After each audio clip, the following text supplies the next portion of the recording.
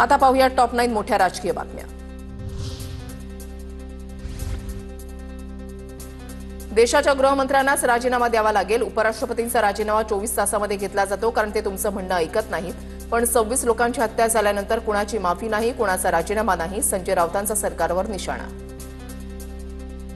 अगर सुरक्षा में चूक हो गई है, 26 लोग मारे गए हैं और इस्तीफा कौन देगा? जिम्मेदारी पंडित नेहरू देंगे। इस्तीफा देश के गृह मंत्री ने देना चाहिए, ये उनकी जिम्मेदारी है सर। ऑपरेशन सिंदूर नाव का? सिंदूर तर पुसलं गेलं। खासदार जया बच्चन यांची टीका। सरकारमध्ये काही लोक नाव द्यायला परफेक्ट आहेत, लोकांचा जीव वाचवण्यात सरकार अपयशी।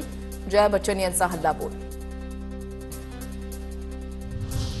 हिंदू असणं देशामध्ये गुन्हा झाला आहे का? देशामध्ये आजही औरंगजेबाची चिल्ली पिल्ली जिवंत आहेत। ऑपरेशन सिंदूर नाव दिलं तेव्हा जगदाळे वाहिनीने मोदींचे आभार मानले। पुणेकर आणि जनभावना ऑपरेशन सिंदूर सोबत। खासदार मेधा कुलकर्णींचं राज्यसभेत वक्तव्य।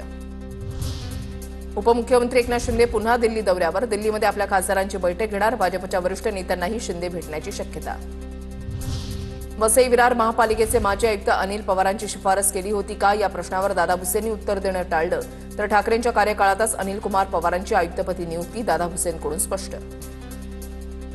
माननीय उद्धवजी ठाकरे साहेब मुख्यमंत्री असतानाच त्यांनी त्या ठिकाणी वसई विरारच्या महापालिका आयुक्त पदावर त्यांना पोस्टिंग केलेली आहे। वसई विरार पालिकेचे माजी आयुक्त अनिल कुमार पवारांची नियमबाह्य पद्धतीने नियुक्ती। ठाकरे मुख्यमंत्री असताना पवारांच्या नेमणुकीसाठी भुसेंचा आग्रह, मात्र भुसेंची इच्छा शिंदेंनी पूर्ण केली।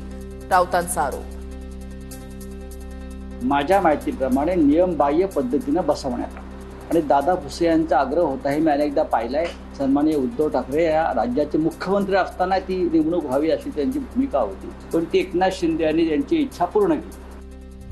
वसई विरार पालिकेचे माजी आयुक्त अनिल कुमार पवारांची 18 तास ईडी चौकशी। अनिल कुमार पवारांच्या नातेवाईकांच्या घरातून 1.25 कोटी जप्त।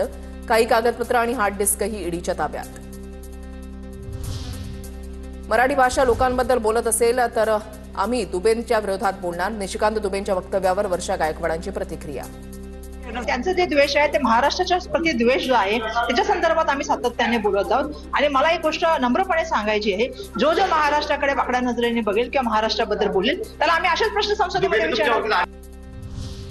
ठाण्यामध्ये मनसेकडून निशिकांत दुबेंचं व्यंगचित्र काढलेले लावले बॅनर। दुबे दुबेकर मारेंगे, महाराष्ट्र भूमी, हिंदी सक्तीचा माज असाच ठेचला जाईल, अशा आशयाचे लावले बॅनर।